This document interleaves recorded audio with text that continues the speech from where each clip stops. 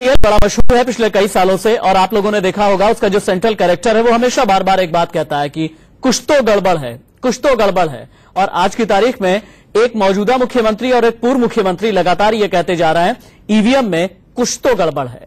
दिल्ली के सीएम अरविंद केजरीवाल ने ईवीएम में गड़बड़ी की आशंका जताई है। केजरीवाल ने कहा कि पंजाब और गोवा में आम आदमी पार्टी की हार की वजह ईवीएम में गड़बड़ी हो सकती है। उन्होंने कहा कि चुनाव आयोग को इस मामले की जांच करनी चाहिए।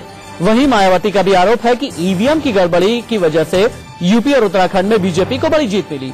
चुनावी नतीजों को बीजेपी की साजिश बताते हुए मायावती ने अप्रैल महीने से हर 11 तारीख को यूपी और उत्तराखंड में काला दिवस मनाने का ऐलान किया है।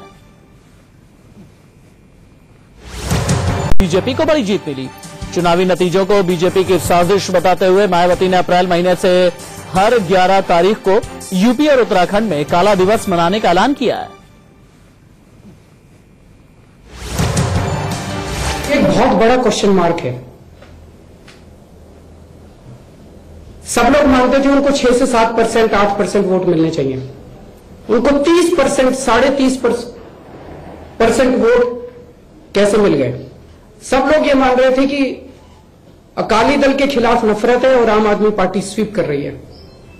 और उसके बावजूद आम आदमी पार्टी को 25% वोट और अकाली दल को 31% वोट, 6% वोट पीछे।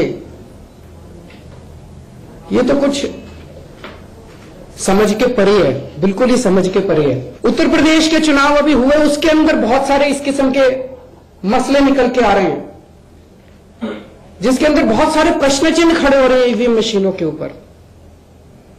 तो लोगों का ईवीएम मशीनों पर से विश्वास पूरी तरह से डगमगा गया है।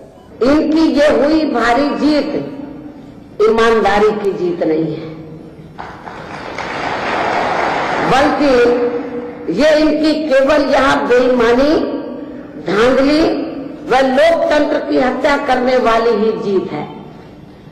और ये इनके बीजेपी एंड कंपनी के लोगों के चेहरों की बनावटी मुस्कुराहट,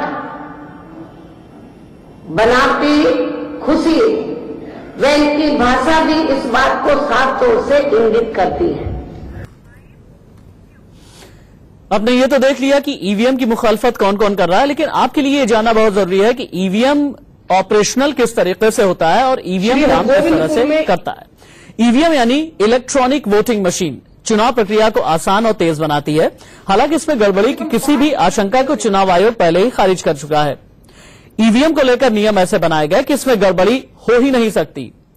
किस बूथ पर कौन सा ईवीएम जाएगा, इसके लिए रैंडमाइजेशन की प्रक्रिया होती है। रैंडमाइजेशन का मतलब यह है कि कोई कौन सा ईवीएम किस बूथ पर जाएगा ये किसी को पता नहीं होता, यानी अंतिम समय तक पोलिंग पार्टी को पता नहीं चलता कि उनके हाथ में कौन सा ईवीएम आने वाला है। चुनाव के दिन वोटिंग शुरू होने से पहले एक मॉक पोल सभी पार्टियों के चुनावी एजेंट के सामने होता है, ये ताकि यह जांचा जा सके कि सभी उम्मीदवारों के पक्ष में वोट गिर रहा है कि नहीं गिर रहा। इसके अलावा ईवीएम में तीसरी यूनिट वीवीपैट जोड़ दिया गया है, जो 7 सेकंड के लिए मतदाता को एक पर्ची दिखाता है, जिसमें यह दर्ज होता है कि वोटर ने अपना वोट किस उम्मीदवार को दिया है।